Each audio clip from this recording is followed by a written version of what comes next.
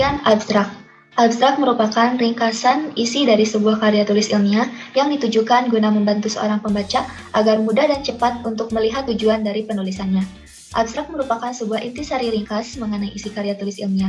Biasanya abstrak ini terdapat di skripsi, tesis, disertasi, atau laporan jurnal hasil penelitian. Abstrak ini merupakan salah satu hal yang menonjol pada sebuah karya tulisan ilmiah. Biasanya penyajiannya diletakkan pada bagian pertama sebuah karya tulis. Dalam abstrak terdapat bagian-bagian. Yang pertama adalah latar belakang, yang kedua metode atau pendekatan masalah, yang ketiga hasil penelitian, dan yang keempat adalah kesimpulan. Latar belakang.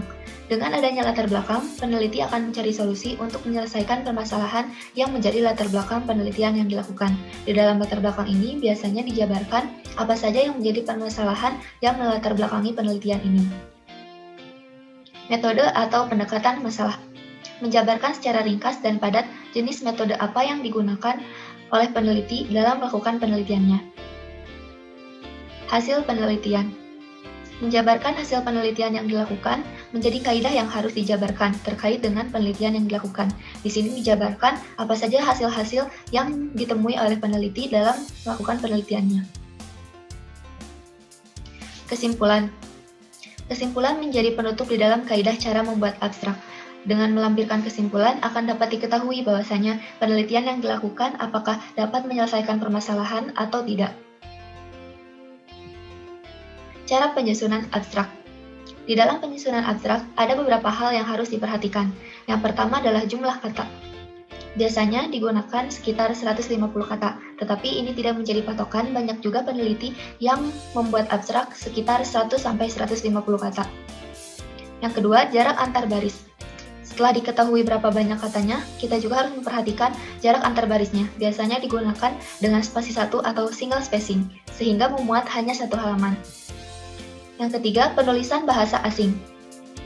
Penggunaan bahasa asing dalam abstrak yang dibuat biasanya dicetak miring.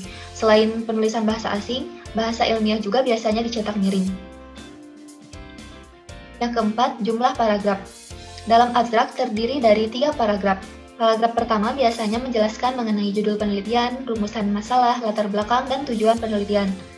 Paragraf kedua menjelaskan mengenai metode penelitian, teknik analisa data, dan landasan teori.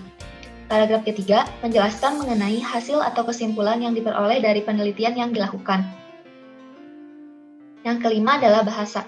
Dalam penulisan abstrak biasanya digunakan bahasa induk dan bahasa global, di mana bahasa induk merupakan bahasa yang digunakan oleh peneliti atau di mana penelitian itu dilakukan, dan bahasa global, yaitu bahasa Inggris. Yang keenam adalah kata kunci. Di dalam abstrak terdapat kata kunci sekitar 3-5 kata yang dipisahkan oleh tanda koma, biasanya letaknya di paling bawah bagian teks abstrak. Yang ketujuh, penulisan. Penulisan abstrak harus ditulis secara singkat, padat, dan jelas. Contoh abstrak. Ini adalah contoh abstrak dengan judul Kajian Spasial Temporal Perkembangan Mangrove Center Tuban dalam memproduksi ruang untuk ekowisata berbasis masyarakat di Kecamatan Jenu, Kabupaten Tuban tahun 2010 sampai 2017. Di sini sudah dijelaskan mengenai judul, kemudian tujuan penelitiannya, poin 1, poin 2, kemudian metode apa yang dilakukan oleh peneliti, kemudian teknik analisa data yang dilakukan oleh peneliti, juga hasil penelitian. Dan yang paling bawah ini terdapat kata kunci. Di dalam abstrak ini terdapat 4 kata kunci.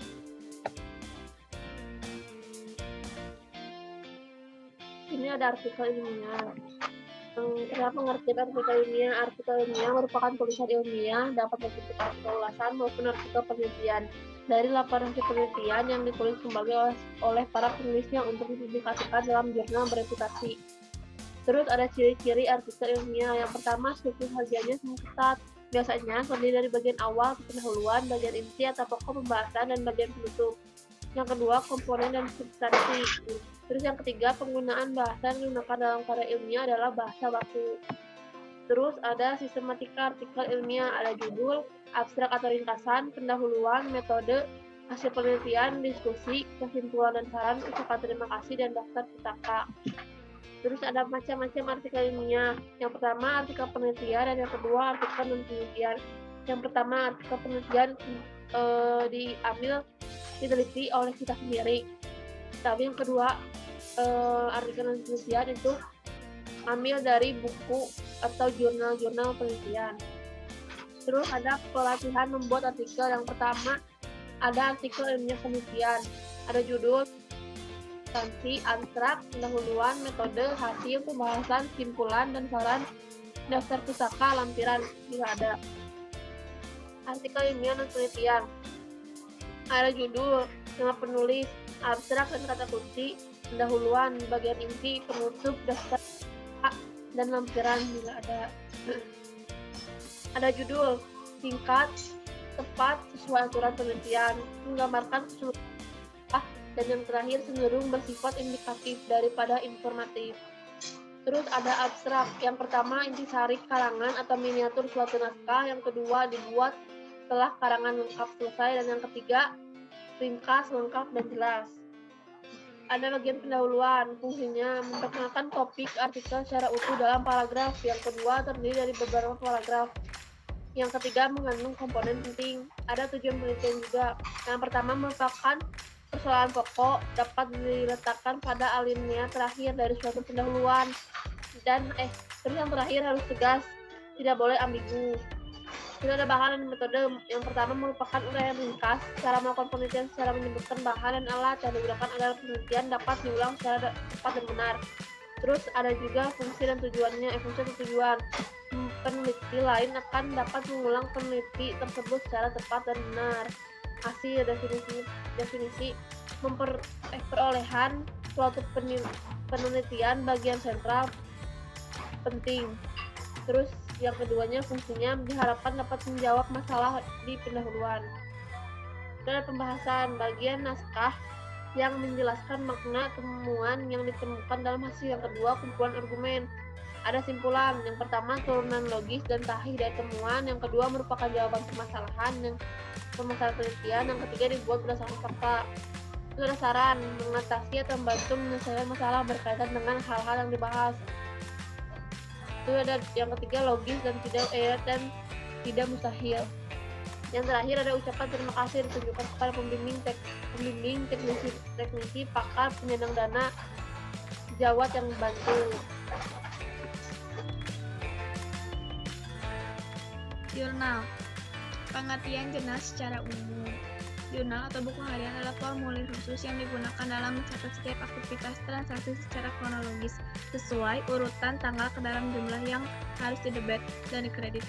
Pengertian jurnal menurut para ahli yaitu terbitan berkala yang berbentuk komplit berisi bahan yang sangat diminati orang saat diterbitkan. Fungsi jurnal, terdapat beberapa fungsi, yaitu fungsi historis. Setiap bukti transaksi dilakukan secara kronologis urut sesuai dengan tanggal. Fungsi mencatat semua transaksi dalam jurnal. Fungsi analis, fungsi instruktif. Catatan yang terdapat pada jurnal adalah perintah untuk melakukan penerbitan. Fungsi informatif memberikan informasi atau penjelasan mengenai transaksi yang terjadi.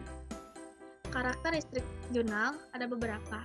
Membahas lingkup tertentu atau subjek objek tertentu, terdapat dewan atau editorial dan kadang-kadang dewan penasehat, riset asli, publikasi di media cetak dan format elektronik atau keduanya. Penulis berasal dari komunitas akademik, penelitian, dan kadang-kadang profesional seperti dokter, ilmuwan, penelitian, dosen. Pembacanya juga biasanya dari pihak yang sama. Artikel biasanya rinci, konten bersifat ilmiah. Syarat-syarat jurnal ada beberapa. Memiliki ISSN atau International Standard Serial Number, memiliki mitra minimal berjumlah 4 orang, diterbitkan secara periodik dengan frekuensi minimal 2 kali dalam 1 tahun, memuat paling sedikit 5 artikel utama di setiap penerbitan.